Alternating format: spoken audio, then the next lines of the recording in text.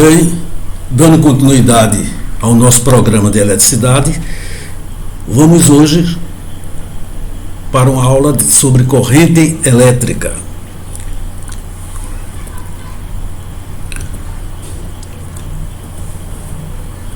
Bom, então vocês estão vendo aí na tela uma lâmpada que inicialmente está desligada. Observem que o garfo está fora da tomada, né? Então, quando ela está desligada, aí vamos olhar para a figura da direita. Ela está desligada, ela não está brilhando. Isso quer dizer que, como ela está desligada, ela não está recebendo nenhuma DDP, certo? Para lembrar vocês, a DDP na tomada da sua casa é 220 volts, uma bateria de carro 12 volts, uma pilha 1,5 volts, mas ao lado direito a lâmpada está apagada, então o garfo não está conectado na tomada e por isso a lâmpada não está recebendo nenhuma DDP. Olhando o filamento, esse cilindrozinho aí que está embaixo, do lado direito, né? Olhando aí, isso é um fio, pode ser o filamento da lâmpada. Você vê que tem um elétron para cima, um elétron para baixo, outro elétron para frente, outro elétron para trás. Quer dizer, esses elétrons estão girando em torno do núcleo, mas não estão realizando nenhum movimento ordenado. É um movimento caótico, um elétron para a direita, outro para a esquerda, girando em torno do núcleo. Não há um fluxo, vamos dizer assim. Não há um fluxo, não há um movimento ordenado. Por quê? Porque não tem DDP. Agora vamos à figura do lado esquerdo. Você agora encaixou o garfo na tomada. A lâmpada está recebendo uma DDP. Sim, mas qual é a diferença? Qual é a diferença?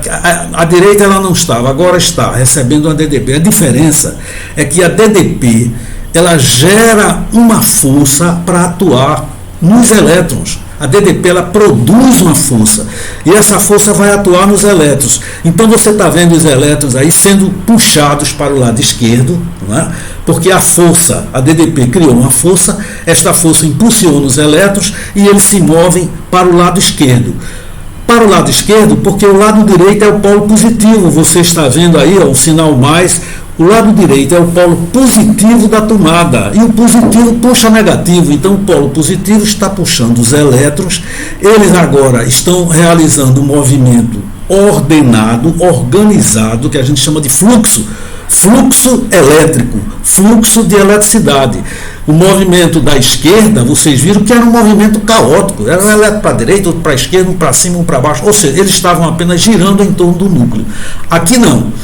Aqui à esquerda, quando a lâmpada está acesa, a DDP produz uma força, a força age nos elétrons e eles são impulsionados da direita para a esquerda, né? Já que o polo positivo atrai os elétrons. Esse movimento ordenado de elétrons provocado pela DDP, é o que nós chamamos corrente elétrica. Esse movimento ordenado de elétrons para o lado esquerdo nós chamamos de corrente elétrica. Agora tem um detalhe. Quando se estudou a corrente elétrica, pela primeira vez, acho que é no século XIX, no fim do século XIX, achava-se que esse movimento era de prótons.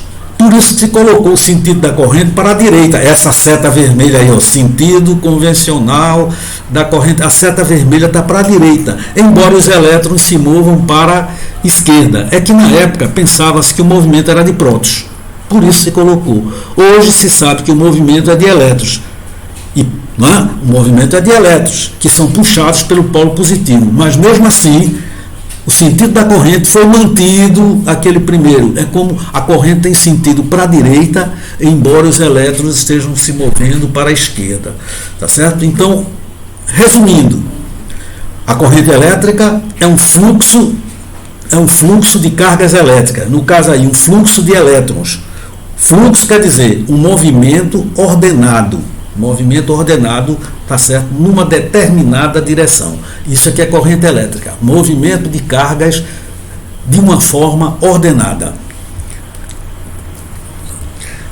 Bom, agora vamos falar sobre a intensidade de corrente. A corrente existe, mas você quer saber quanto vale? Vale 1, 10, 20 ou 30. Você quer saber a intensidade.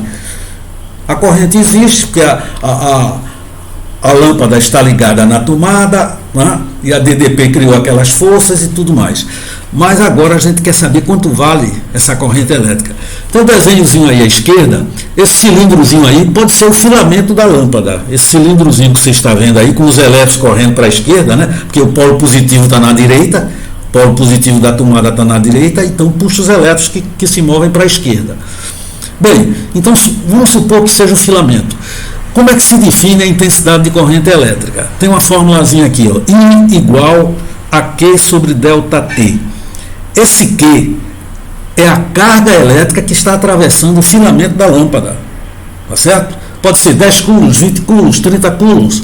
Esse Q é a quantidade de carga que está atravessando o filamento. O filamento é esse tubozinho aí que está desenhado à esquerda com os elétrons em movimento. E o delta T é o tempo decorrido. Você deixou a lâmpada ligada por 10 minutos, isso é o delta T. E pela lâmpada passaram 200 coulombs, isso é a carga.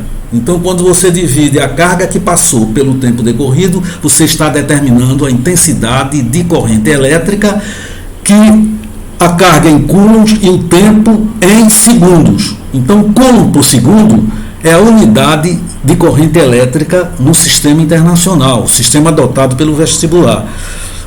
A carga em coulombs, o tempo em segundos. Então a corrente elétrica será coulombs por segundo. Na prática, tá certo? Não é errado você dizer a corrente no meu chuveiro é de 30 coulombs por segundo. Está certíssimo. Mas essa linguagem não é muito usual. Na linguagem usual, na linguagem mais coloquial, você diz assim: a corrente no meu chuveiro é de 30 amperes, em vez de dizer 30 coulombs por segundo. Embora esteja corretíssimo, viu? Se você quiser dizer 30 coulombs por segundo, está tudo certo. Mas a unidade que se usa é essa aí. Se você chegar numa loja que vende material elétrico, eu quero um fusível de 2 coulombs por segundo. O vendedor vai dizer: o quê? Não tem não, senhor, esse tipo de fusível. Não, você diz, não, 2 amperes. Ah, tem, entendeu? É uma linguagem mais usada, mais coloquial, vamos dizer assim. Então tá aí, gente, coulomb por segundo é a unidade de corrente e o nome dela é ampere, certo? A maiúsculo. Pronto, vamos ver agora o primeiro exercício aqui, né? Vamos ver aí, tem um circuito formado por uma pilha e uma lâmpada, certo? A função da pilha é aplicar uma DDP na lâmpada e uma chave interruptora para desligar e ligar a lâmpada. Ao se ligar a chave, a lâmpada acende quase instantaneamente, irradiando calor e luz. Tá? Popularmente, associa-se o fenômeno da irradiação de energia a um desgaste da corrente elétrica ao atravessar o filamento da lâmpada, né? E a rapidez com que a lâmpada começa a brilhar.